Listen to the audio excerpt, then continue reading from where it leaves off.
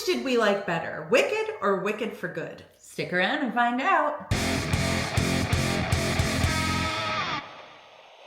Hey everybody, and welcome back to our channel. Today we'll be talking about Wicked for Good, which we saw recently and we both really enjoyed. We understand that we are very late to the party on this one, but that's okay. Better late than never. Exactly. We had a really good time with this one.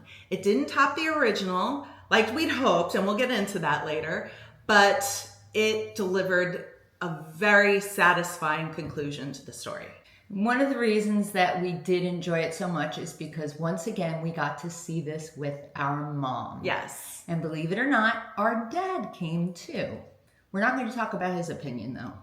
We're just going to Why talk did he not like it? I don't remember. He said it was okay. Oh.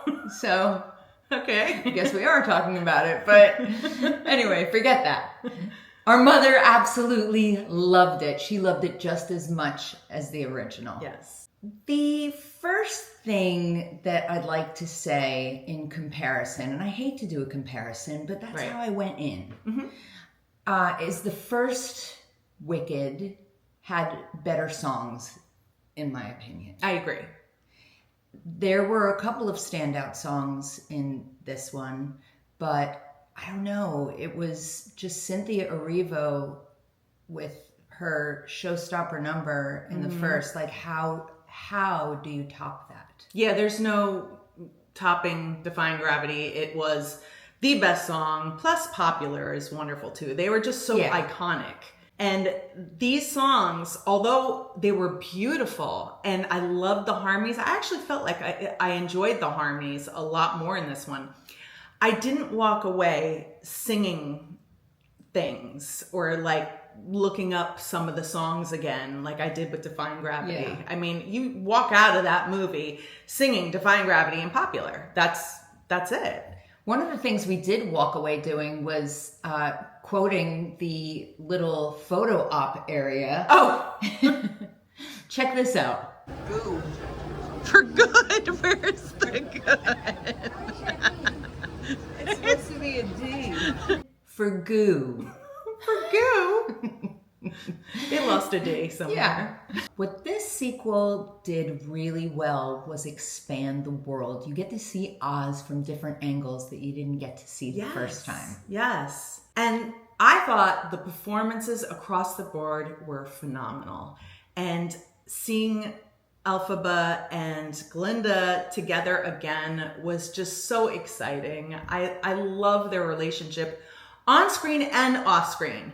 And I know there are a lot of haters out there of their relationship off screen, but I love it. I don't know. What is their relationship off screen though? Are they in a relationship? There is a name for this relationship that they go by. Let's look for it. So their relationship is called a non-demi-curious semi-binary relationship. I'm not exactly sure what that means. I think does it mean that they want to be in a relationship, but are just not? I mean, I know that Cynthia Erivo is very protective of Ariana, and they've shown it in a lot of videos where she's like protecting her, or there was even one video where I think a producer was shaking Ariana Grande's arm, and like Ariana it looked like jarred. And Cynthia took her arm and like caressed it and kissed it. I'm fine with it. Why do some people have a big problem with all this? I don't know, because people have to have a big problem with everything. It's annoying. It says it means we're not actually a couple, but we're curious about what that could mean. That's what Cynthia said. I like it. I do too. I think it's sweet. Yes. But one of my favorite parts of this film were the nods to The Wizard of Oz. I mean, you got a few in the first one, but this one, you actually get to see Dorothy, well, sort of, the back of her or the side of her. And I just loved how, for example, there was a scene where you hear Elphaba kind of yelling at Dorothy, and you know it's a scene where she's flipping the hourglass and saying, you know, this is how much time you have. And then she goes upstairs and sings a song with Glinda. And so if you go back to Wizard of Oz, that whole scene where she's crying, where the thing is flipped and upstairs, Elphaba and Glinda are singing. I thought that was kind of neat. It was very cool. How about the scene with the tornado too? That was so cool. Really cool. And the scene with Nessa's shoes after the house falls on her, that was a cool nod. There were so many different things. And, you know, I had no idea because I never saw the Broadway show, and so I knew nothing about this musical. But I had no idea that some of the characters ended up Scarecrow and Tin Man. I actually forgot. You did? It was so long ago that I saw the show on Broadway. This was not one of my favorite Broadway shows. I definitely prefer the films over the Broadway show. But yeah, you had no idea. And no, I loved that. Yeah, that was really, really cool. It was very dark. The whole thing is just like, you know, seeing the Tin Man become the Tin Man. Very, very dark. Yeah. It was a very emotional film. There were a lot of people in the theater crying, and there were some sad parts, but also some very like heartwarming, touching parts. So I wasn't sure if why they were crying. I didn't cry, but I was moved. And I walked out of the film feeling pretty satisfied. And fantasy, fairy tales are definitely not my kind of movie. Yeah. But I enjoyed it. I thought that visually it was just spectacular to look at. The colors, the lighting, the way Oz is framed, it's all so polished without feeling overdone. So by the end, we both felt satisfied. It didn't feel like a cash grab sequel. It gave us closure. It tied things together, which I like. You know, I don't like leaving little cliffhangers. So this was good. Wrapped up in a neat little bow. Happily ever after. One thing they didn't wrap up, though, she was whispering in her ear.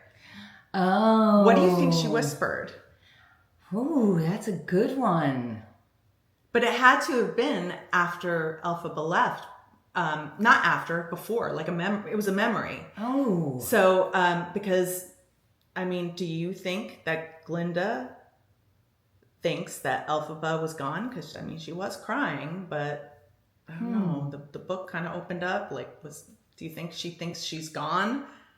Like on a journey, or do you think she thinks she's melted somewhere? You know, I just had the whole thing wrapped up in my brain, and you have to open up that can of worms, which honestly, I just want to go back to the way I thought it ended, all happy, tied up in the bow. But how did it end to you? They walked off into the sunset. Okay. The Scarecrow and Elphaba. And Glinda? And Glinda went on with her merry little munchkins. That's how I think that's a great ending. Thank you.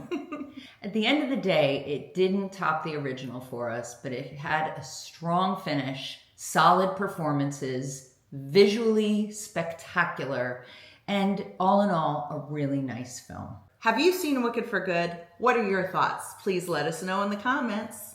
As always, we are Blondetourage. Please remember to like and subscribe. See you next time. Bye.